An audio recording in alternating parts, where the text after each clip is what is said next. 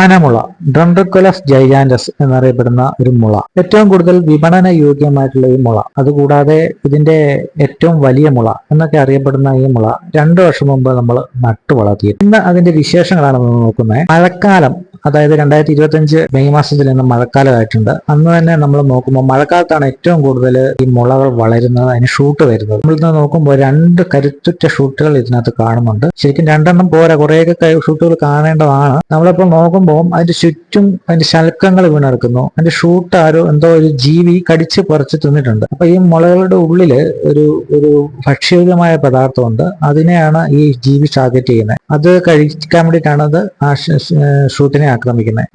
അപ്പം ഉണ്ടായിട്ടുള്ള ഷൂട്ടുകൾ ഏറ്റവും കരുത്തുറ്റ ഷൂട്ടിനെയാണ് ഇത് ടാർഗറ്റ് ചെയ്തിട്ടുള്ളതെന്നാണ് മനസ്സിലാക്കുന്നത്. അതായത് ഈ മുളകൾ സംരക്ഷിക്കേണ്ടതും കൂടെ ഉണ്ട്. നമ്മൾ വെറുതെ പരിചരണം മാത്രം കൊടുത്താൽ പോരെ, ഇത് സംരക്ഷിച്ച് നിർത്തേണ്ടതുകൂടെ ഉണ്ട്. എന്നാൽ മാത്രം നമുക്ക് ഉദ്ദേശിക്കുന്ന രീതിയിലുള്ള വിളവ് കിട്ടുകയുള്ളൂ. എന്തായാലും മുളക് വർഗത്തിലെ ഏറ്റവും വലിയ മുളയുടെ വിശേഷങ്ങൾ ഒരു 3-4 വർഷം കഴിയുമ്പോൾ തന്നെ നമുക്ക് ഇതൊരു വലിയ രീതിയിലേക്ക് നമുക്ക് ഉത്പാദിപ്പിച്ചെടുക്കാൻ കഴിയുമെന്നുള്ള പ്രതീക്ഷയോടെയാണ് നമ്മളിത് വളർത്തിക്കൊണ്ടിരിക്കുന്നത്.